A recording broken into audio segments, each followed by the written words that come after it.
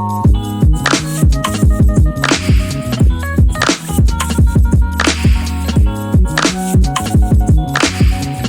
to the Haven Community Conversations podcast, where we talk about faith, life, and everything in between. And today I'm with Eddie Gibson. Is my friend, my brother in Christ, and my sports enemy. When it comes to the Cowboys, we share the Astros, our passion for the Astros in common. And he's also a big Aggie fan. How'd you become an Aggie fan? I don't know. I just don't like the color burnt orange. Yeah. As much as my wife loves it, I just don't like it. And so, but I don't know. I've been an Aggie fan nearly my whole life. Yeah. As long as I've been watching football. Yeah. All right. So the big question is Cowboys or Astros? That's tough. I love my Astros, but I'm more of a football fan all around. So I'd probably have to go Cowboys. Yeah. Cowboys are the one I have tattooed on me. Oh, I don't have Astros tattooed on me. You have a tattoo. Yeah. Wow. Yeah, you got to show us. So tattoos are of the devil. Yep. And see, it has the 13 stars of the 13 original colony saying that Cowboys are America's team. Oh my goodness. This is definitely of the devil. Dang. Well, I'm a Texans fan, you know that, and so we have a lot of fun with that. If I had to choose between the Cowboys or Astros, I think I'd have to go Astros. Yeah. But I respect you and tattoo. Well, I'm an Astros fan. There's no doubt about that. And actually, I cheer for everything Houston except for football. So, and is that because you were probably a Cowboys fan first? Yeah, because my dad was a Cowboys fan, so I've been a Cowboys fan since I was about 2 years old. 2 years old, yeah. So, Yeah. but like I'm an Aggie fan, but I still cheer for the Cougars. See, I went to SFA, and I had school pride, but we, especially in football, we don't really play with the big dogs or whatever, and so I'm able to. I'm an Aggie fan, but I'm a Longhorn fan, and I'm a Red Raider fan, and I'm a Houston Cougar fan. I'm a Rice Owl fan. Yeah. I like all the Texas teams. I can do that. I didn't. Yeah. I cheered a lot for Rice in baseball when they were back years ago when they were really good in baseball. Yeah. I think my big thing with the Cowboys for me, I mean, there's definitely some deep-seated, hatred in Houston, but it's just fun. It's fun for me to have a rival. And Dallas is the enemy. Closest, yeah. I think also at SFA we were in between Dallas and Houston. We had a lot of fun with students that were from Dallas and we were from Houston, making fun of each other. I'm really just an overall football fan. Like I can sit and watch any football. Yeah. I can go watch high school football. I can go watch Little League football. Yeah. I just love football. Yeah. And even though I'm not a Longhorn fan, if they're on and the Aggies aren't on, I agree, man. I'll watch the Longhorns. Baseball, basketball, I can't really watch outside of the Rockets and Astros, but football, I can watch. I'm like you. I love football. What's another way that you like to relax?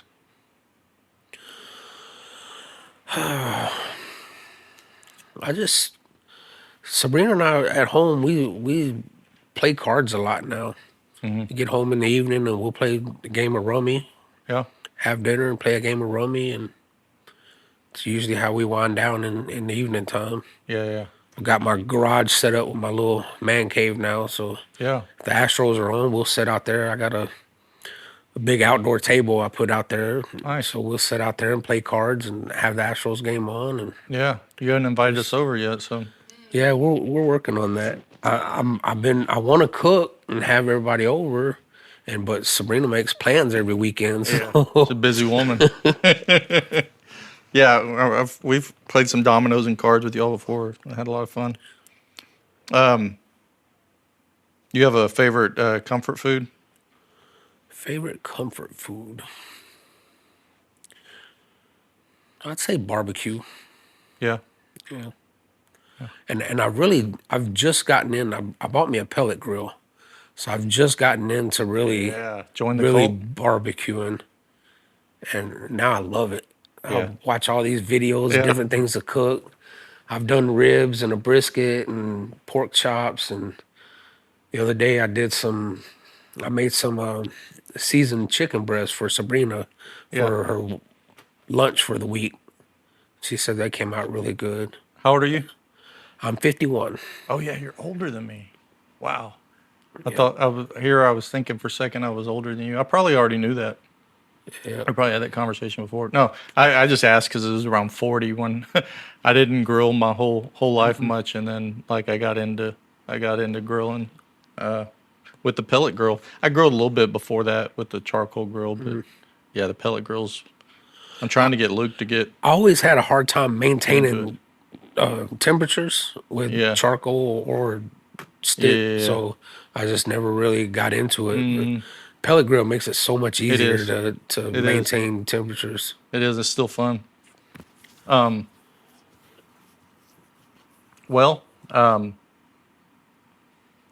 before we dig in a little further, tell us something that we may not know about yourself. Like I said, I'm a pretty open book, so y'all pretty much know a lot about. Well, Sean might not know much, but so I'm a record driver, which you know. But Hmm. I've been driving a record for 33 years now, and I've dealt with a lot of loss through my life and stuff like that. So my You want to dig further into that? sure, Yeah. All right. Well, let's pray first, and then okay, we'll get into it. Lord, thank you for Eddie. Lord, thank you for his willingness to come and just have a conversation with me, Lord. And I just pray that you would be with us, help us to be attentive to one another, and mindful of your presence here with us, God. And we thank you in advance for all these things in Jesus' name. Amen. amen. You want to start from the beginning, like life growing up and stuff, or Yeah, so my biological dad he passed away in '79. I was 5 years old. My mom and him had a type of relationship where he partied a lot. He was doing drugs and stuff like that. He actually died from hepatitis C that he contracted from using dirty needles to mm, shoot up with. And so after that, my mom remarried in '81, and my stepdad he raised me. how old were We you then? I'm sorry. I was 7. 7. I was born in '74, so Okay. I was 7 when they remarried, Okay. and and then he raised me. We butted heads a lot, through my teenage years and stuff, and then later in life, when I was in my early 20s, we just everything started to click. We got along a lot better. You know, I guess I grew up and I realized how much he had done for me, Hmm. raising me the way he did and everything. And so we became closer, and it seemed like as soon as we became close, then he was gone. He passed away in '96, and I had dropped out of school. Let me back up a minute. So in '91, my best friend was killed, and it's been a kind of a cold case of how he died, or what happened, the Hmm. circumstances that led up to how he died. And so after that, I was in a deep depression. I dropped out of school. I ended up going back, and well, you went to Aldine school, so I went to Ace and got Okay. and got my GED, Okay. and so I dealt with that for a few years, and then, like I said, '96, my dad passed away, and that kind of sent me swirling back down again. I got into partying and drinking and doing drugs and all that stuff. Then let's see, in '97 I got married for the first time. She had a 6 week old baby when we got together, Okay. and then we had we had a daughter together, and then we were married for 7 years and divorced.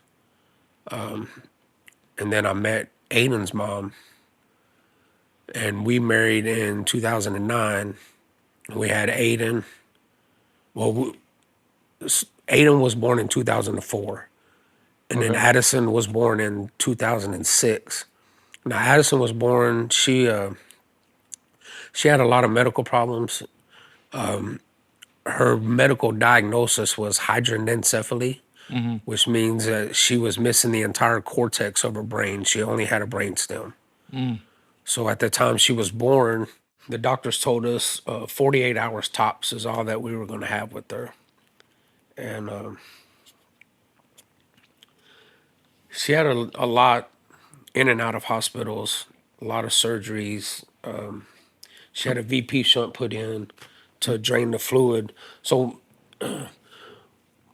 anytime you have any kind of damage to your brain or anything like that, your body produces more spinal fluid to send to that area to cushion it. Well, with her, since she was missing the entire cortex of her Mm. brain, her body just continually produced the spinal fluid. Yeah. So a lot of times you see these babies that have an enlarged head Mm-hmm. with hydrocephalus, and so they put a VP shunt in to drain the fluid into her abdomen, in which she, she would pass out, just regularly going to the Mm-hmm. bathroom Mm-hmm. or whatnot.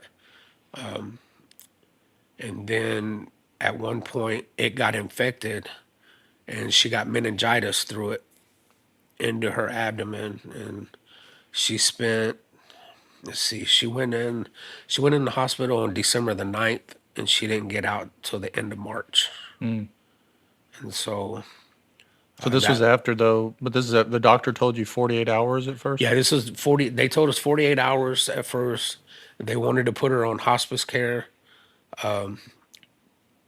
And well, let me back up again. So first they told us they wanted to do a amniocentesis where they go in and drain all the fluid from her head, but she would have been stillborn.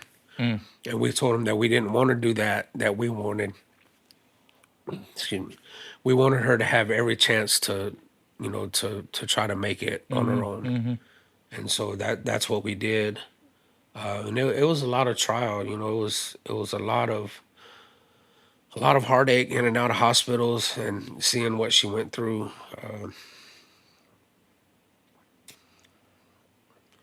She was never what you call per se a normal child. She never rolled over. She never crawled. She had her own way of communicating with us, Mm-hmm. and we knew from her different cries, like if she was hurting or stuff like that.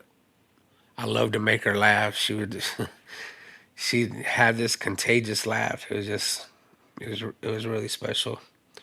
And she ended up she had gotten really sick, and her organs started to shut down right around Christmas in 2013. And they they had her on hospice care, but she was at home. And we had her room. We had one of the baby hospital beds and everything in there, and we had 24-hour nursing that came to our house. And she, on New Year's Day of 2014, about 11 o'clock that night, she passed away. Mm. And again, it was something that devastated me into my depression again. Excuse me. Yeah. You take your time.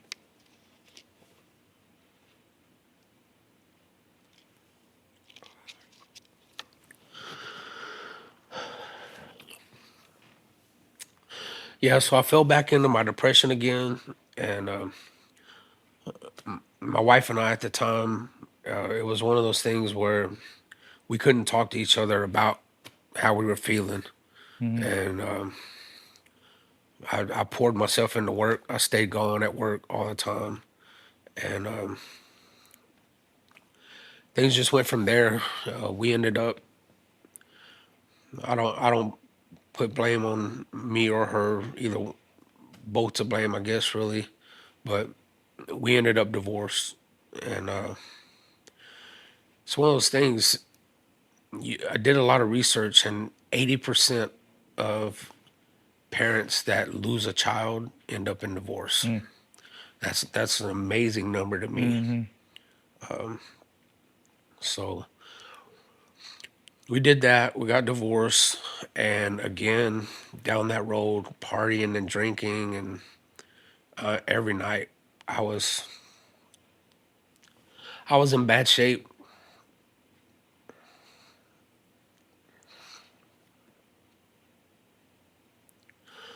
At one point, Aiden was 12 years old, and I had him drive me home because I was too drunk. Mm. And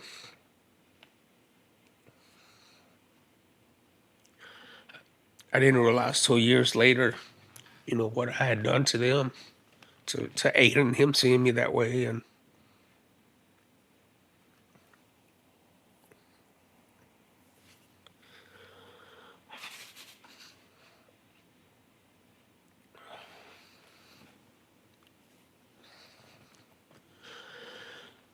so after about a year and a half of doing that hard and heavy, I kind of got back to Aiden was playing football. He was still little league football, but it Mm-hmm. was it was at a high level. He was traveling around all over the state playing different tournaments or whatever everywhere. We were actually on. They had a TV show called Friday Night Tykes, and it was just about a little league football. It was Mm-hmm. based on off a team out of San Antonio, the San Antonio Outlaws. And here we were the Houston Hurricanes or the Farm League Hurricanes, Mm-hmm. and so we ended up they played with the Taifa League.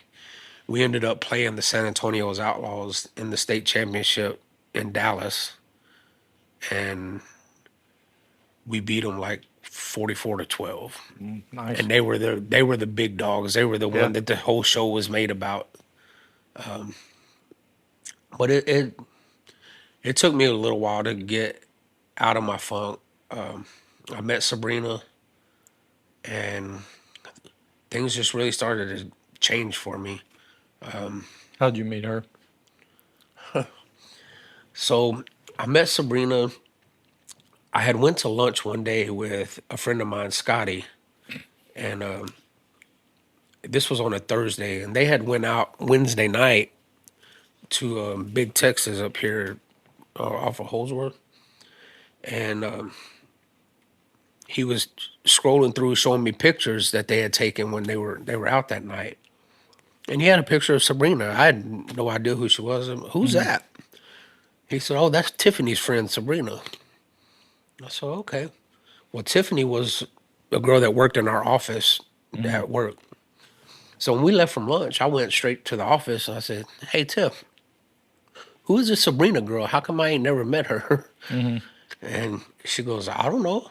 She's a friend of mine. You look her up on Facebook." So I looked her up, and she had her page blocked where if you wasn't her friend, she couldn't see it. You couldn't see anything.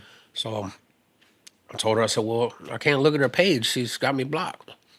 So Tiffany reached out to her and she said, "Well, tell him to send me a friend request and I'll accept it and then we'll see." So I did that. We started talking a little bit. She came and rode in the record with me a couple of times. And then our first official date, we met at the movie theater here in the Woodlands, and I had Aiden with me. Mm-hmm. And things just went really fast after that. Yeah. About a month after that, we really started dating, and then a few months after that, we she had an apartment over here, and I had one over by Tomball, and we were going back and forth, staying the different places. And then Mm-hmm. I was like, finally, we were just like, why don't we just move in together? Mm. So we did that. She had Bailey, and I had my oldest daughter Bree living with me. So I had we moved from a 2-bedroom apartment to a 3-bedroom apartment, Mm-hmm. and just went from there. We uh, we dated for about a year, and then we got married. So we got married in 2017. Just Gotcha. celebrated 8 years on Monday. Yeah. Oh, congratulations. Yeah. Um, when did Christ enter your life? I want to say 2018. In fact, it was. My memories today popped up. Me and Bree were baptized today's date Mm-hmm. in 2018. So 7 years ago today is when we were baptized. But the 2 weeks before that, I had never been to church Mm-hmm. at all. And some friends of ours, they invited us to a church over here off of 2920. And we went. And of course, I go in, and the pastor, he's wearing Wrangler jeans and a button down shirt. And I'm like, yeah, I guess seems like the place for me. And the message that he brought that day was one that I knew I was supposed to be there. Like Mm-hmm. it touched me. I'm standing there during worship, and I'm bawling my eyes out.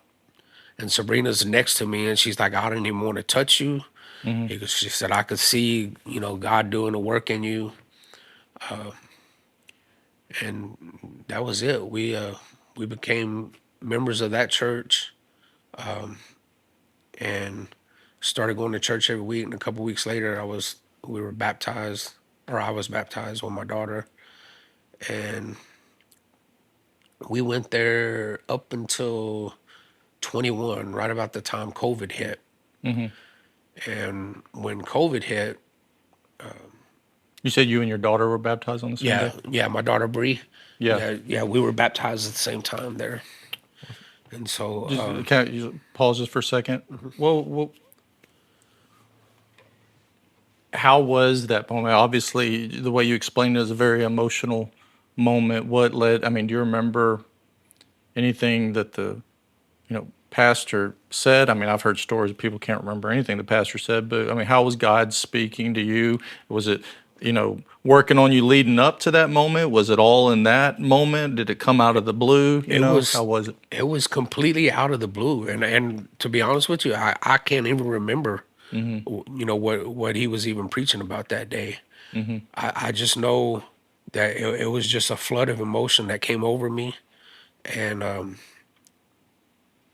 my mind, I replayed everything that I've gone through with my depression, and drinking and drugs, and everything, all the loss that I've had, Mm-hmm.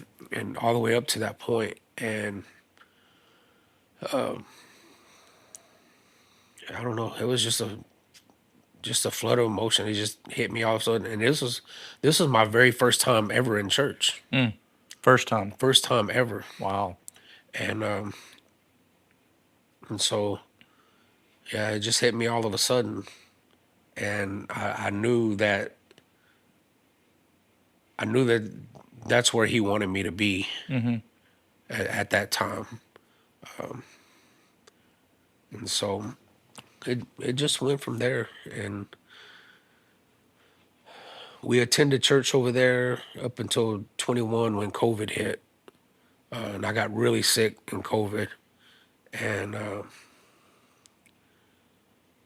it's one of those things, like, they were a little bit bigger, or they're quite a bit bigger church than what we have here. But I didn't have anybody from church check on me.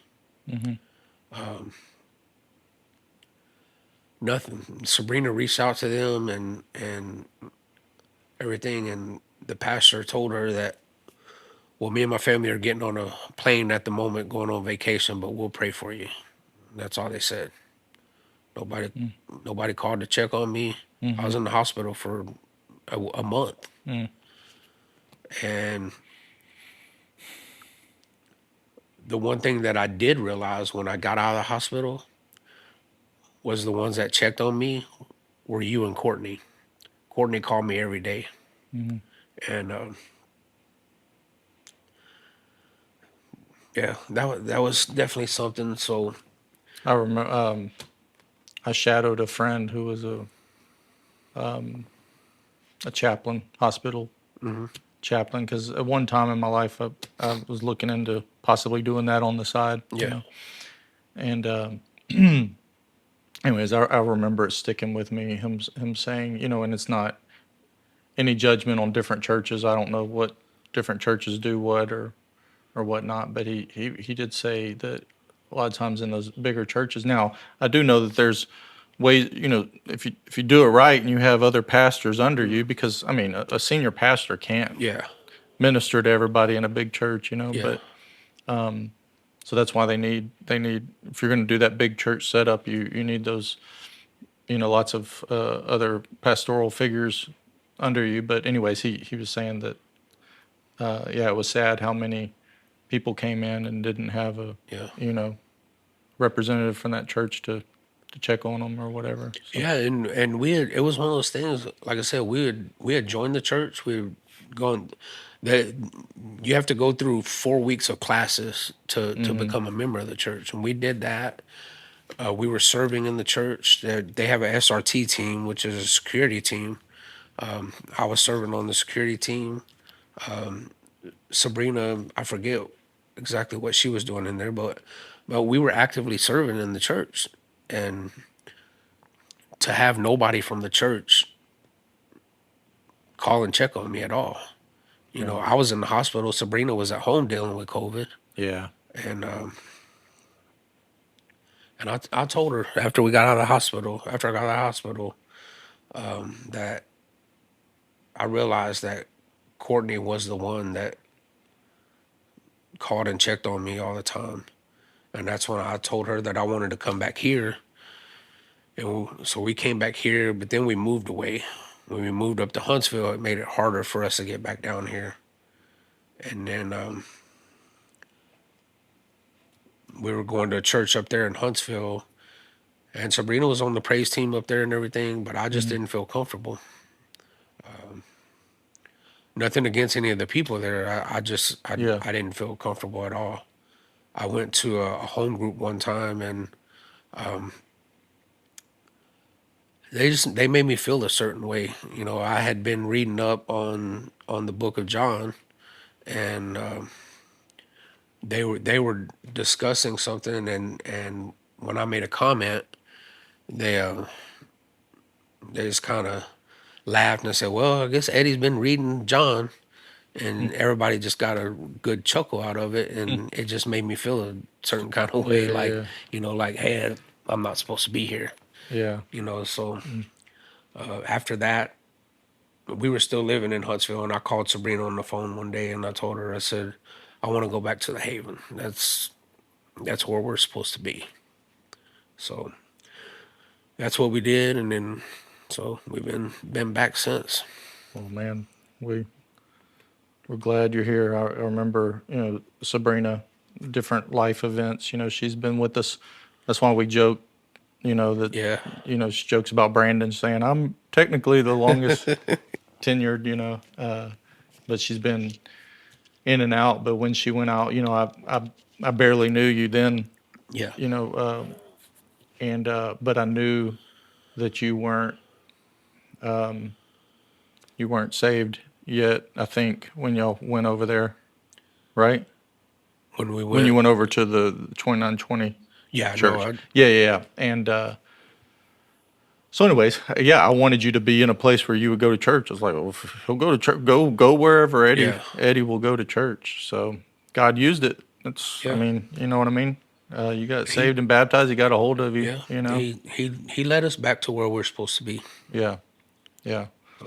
Well, like I said, selfishly, I'm glad y'all are here. I'm glad God led y'all back here. But more importantly for me is, I wanted to see you know the Lord and flourish in the Lord, and I'm glad that your journey led you back here. Yeah. Glad to have you back here, man. What role does faith play in your life today? How's your journey going now?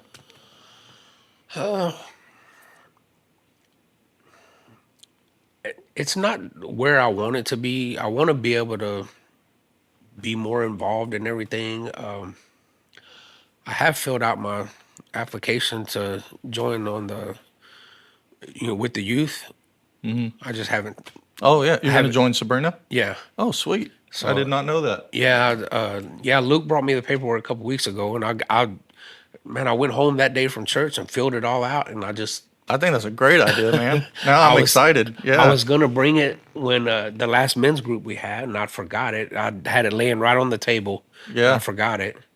And I said, okay, well, I'll bring it Sunday when we go to church. And then I forgot it again. So it's Yeah. still sitting on my table. Yeah. Well, it's meant to be. I'm telling you, Yeah. whether you're forgetting or not, that's not a sign from God. You need to bring that. Yeah, that's cool, man. I'm excited about Yeah, that. the one outing we went on with the bowling trip that day, I had a lot of fun that day. And just I mean, I wasn't there, but yeah, yeah, I can see that. well, it was me and Sean and Sabrina, Yeah. and I just had a lot of fun Yeah. just getting to know some of the kids and Well, and you, man, talking you with them raising your and kids and then raising them, you know, in sports, being active with them and yeah. stuff like that. I could definitely see that. So that's so cool, man. Yeah, I'm happy to hear that. The greatest thing for me right now is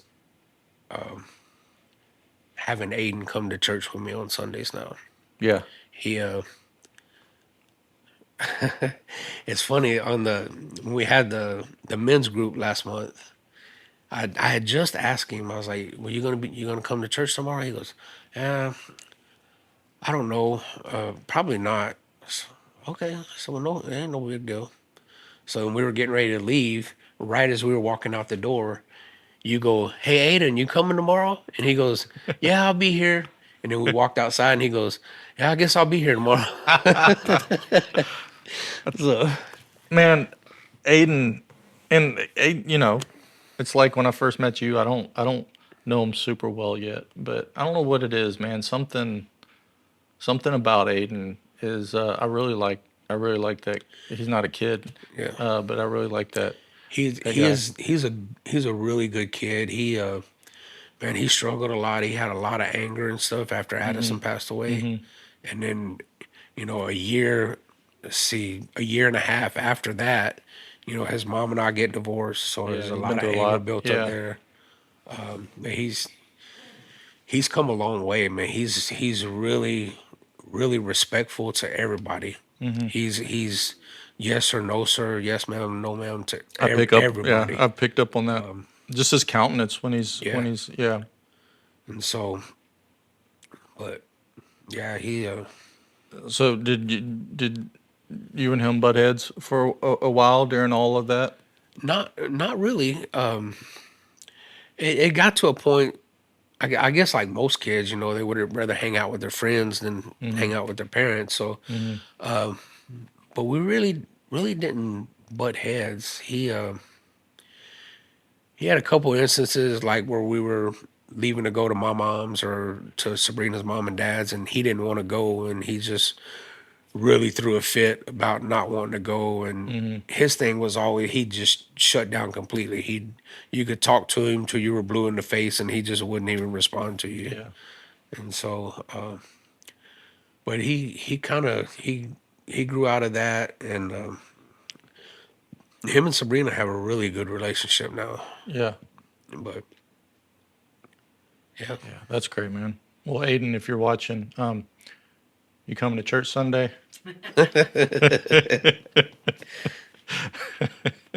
Oh he man. enjoys the men's group too. He really enjoys that the men's Yeah. breakfast. Yeah. Yeah, Yeah. I'm glad that small church sometimes it's one of those things that pastor can't do everything, and so it's people have come with different ideas or whatever. And like, well, if you're coming with the idea, ideals are welcome, but are you able to do it? If you're not able to do it, I don't know Yeah. if we can Yeah. accommodate that or not. So it's sometimes in some areas, Yeah. it's if you have you know the people and Jason Willingham. Actually, your wife had brought up the question, and I've heard it before, people asking about men's group, and it's been something we've tried to, because the ladies get together and stuff like that. We still need to do a retreat, but yeah, Jason, he has a heart for that kind of stuff. So Yeah. We had Jason and Amber over one night. I cooked steaks, everything nice, on the pellet grill, and we nice, had good conversation, hung out, a really yeah, good time. yeah. If you could share one piece of wisdom or encouragement from your story, what would it be? To try to enjoy every day that you have with somebody. Don't let anger and bitterness or depression take over your life. I know a lot of times you really don't have a say in depression a lot of Hmm. times, but the bitterness and everything is I've learned to let it go. It makes to me it makes everything more peaceful. And then once I let it go, I may think about it a couple of days later and realize that it was stupid to be bitter over it anyway. Yeah, So yeah, if I could pass that on to any of my kids or anything, that'd be the one thing, is to just enjoy every day and just let go of the bitterness, the anger. yeah. How's God met you and all that? I'm sorry. How's God met you and all that? Well, in a way, so after Addison passed away, I was really angry with God. Like Hmm. I didn't understand why he would bring a kid, a child like that into this world with so many problems. And like I said, they told us 48 hours tops is all we were going to have, and we were blessed with 7 years. And it took me a long time to realize that, but I strongly believe now that God put her in my life for a reason, and my bitterness towards God became an understanding of why all that happened. And so that's one thing I always tell people when I tell that story. People are always like, I'm so sorry you went through that, and I'm like, I'm not. We were truly blessed with 7 years, Hmm. and so I just think that's where he's really met me, and everything is to really open my eyes and show me that nothing that's happened was just because it happened. Everything happens for a reason, and I strongly believe that now. Hmm. So just like me meeting Sabrina on the kind of a fluke way that we met, Hmm. and now I can't imagine my life without her. Yeah, yeah. So, Was there anything else you wanted to share that maybe we didn't cover? the one thing, when you going back to where God, you asked where God met me at. When I lost my mom, I know you came to the hospital that Hmm. day, and didn't realize it till afterwards that when you prayed over my mom that day, when she went out, and she never came back to, like she never regained consciousness after that. And it's it's one of the things that troubled me a bit because I don't know if she was saved. You know, the sounds and stuff that came out of her as you were praying over her. I want to say that those demons left her and she was able to go peacefully. Hmm. But I don't know. I don't know for sure. Yeah. But God has given me peace over that, and and just to know that I didn't fall back into the depression. I didn't fall Yeah. back into the drinking and the partying, and And that was a moment yes, that could that have was happened. Yeah. yeah. Yeah, I was really worried about that, and like I said, he showed me the clarity, and and I realized that with everything that my mom was going through, that it was relief for her to Hmm. to go, Yeah. and that was something I found solace in, and being able to let go Yeah. and not fall back into depression and start Yeah. that whole Yeah. journey on again.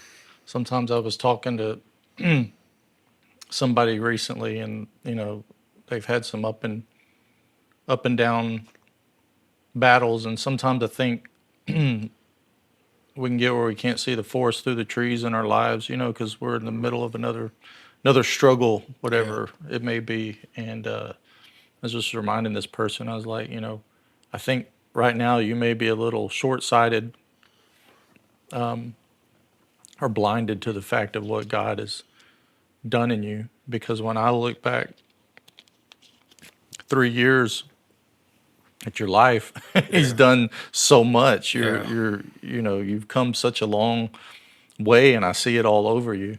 So don't lose sight of that when you're in the valley. That God is working. You know what I mean? yeah, Sometimes we get short sighted, we get so caught up in the moment, but when we look back, in the rearview mirror, you're like, oh wow, I'm definitely not that person. yeah. That I Definitely not wasn't. that person anymore. Yeah, I uh I really look forward to coming to church on Sundays now. yeah, I still my work schedule has kind of got me every third weekend I work. hmm, So, but we're even slow on Sundays, and I've told my boss that hey, we're slow on Sundays. I'm gonna go to church in the morning, and I'll be on call. yeah. So He knows So if you're yeah, slow, you're yeah, heading over this way. Well, that's cool, man. Yeah, that's good that you can you can do that. But yeah, just that story you told with your mom, just that was a perfect situation with somebody that you love dearly passing away, and you could have slipped back into that, but yeah, place that God's working on you. So obviously, this. It's okay to be sad when some people think that yeah. we're only supposed to celebrate when our loved ones pass on, but Mhm. no matter the state of their salvation. When my dad passed, it's a time to mourn. I celebrate he's in heaven, but death is not. It's not something God designed us for, and Yeah. that's why He gave us victory in Christ, man. But One thing, one Bible verse that I found that really has opened my eyes to all the loss that I've had is Matthew 11:28, where He says, "Come to me, the weary and the burden, and I hmm, will give you rest." hmm, And I just feel like of everything that I've lost, that's what it was. It was filled with pain and suffering and everything, and it was God's way of saying, "Come to me, and I'll give you yeah, rest." yeah, And so that's actually become my favorite Bible verse. yeah. So I think authenticity is so important.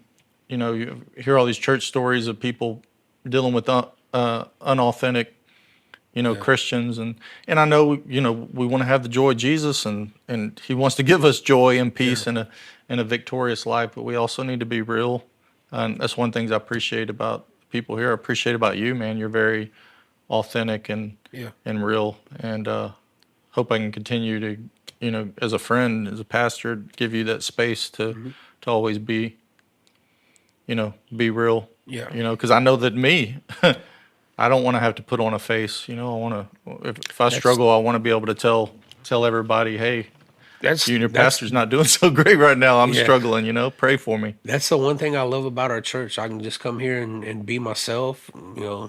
I wear shorts year round. I can come to church and wear shorts and nobody says anything. I wear my ball cap year round. Yeah. Nobody says anything. Everybody here is nothing but love. I've come to any time I have something going on or anything, just the amount of people here that show love and will pray for you and call and check on you and just everything is just absolutely love it here. Yeah. Well, we love you, brother.